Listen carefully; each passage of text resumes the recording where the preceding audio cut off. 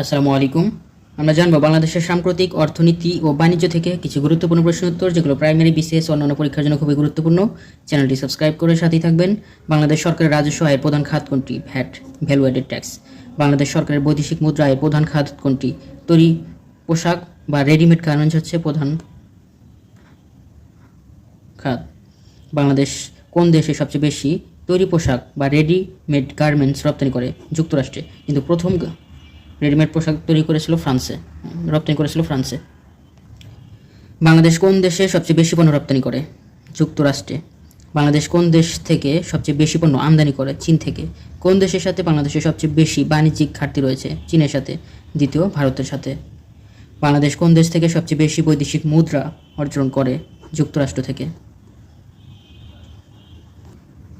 বাংলাদেশ কোন দেশ থেকে সবচেয়ে বেশি রেমিটেন্স আয় করে? সংযুক্ত আরব আমিরাত থেকে 2023-24 অর্থবছর। বাংলাদেশ বর্তমানে কোন দেশে সবচেয়ে বেশি জনশক্তি রপ্তানি করে? সৌদি আরবে। 2023 সালে ক্যালেন্ডার ইয়ার বাংলাদেশ সৌদি আরব সবচেয়ে বেশি জনশক্তি রপ্তানি করে।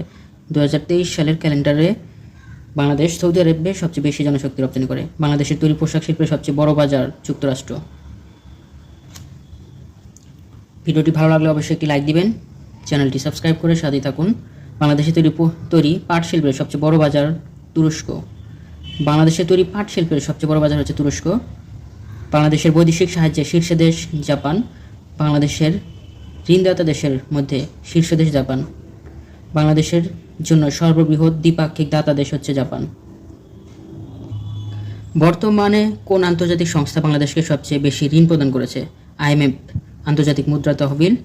2023 সালে বাংলাদেশে বিদেশি বিনিয়োগের শীর্ষ দেশ যুক্তরাজ্য। সেই তথ্য প্রকাশ করা হয় 2024 সালে।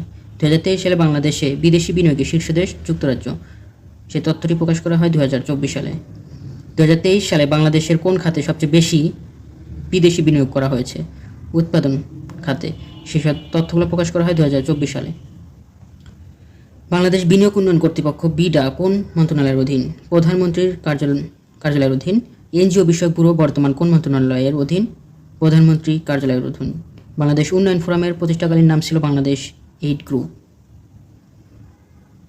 ভিডিওটি ভালো লাগলে অবশ্যই একটি লাইক দিবেন, চ্যানেলটি সাবস্ক্রাইব করে সাথেই থাকুন। বাংলাদেশ উন্নয়ন ফোরামের প্রধান সমন্বয়কারী সংস্থা হচ্ছে বিশ্বব্যাংক।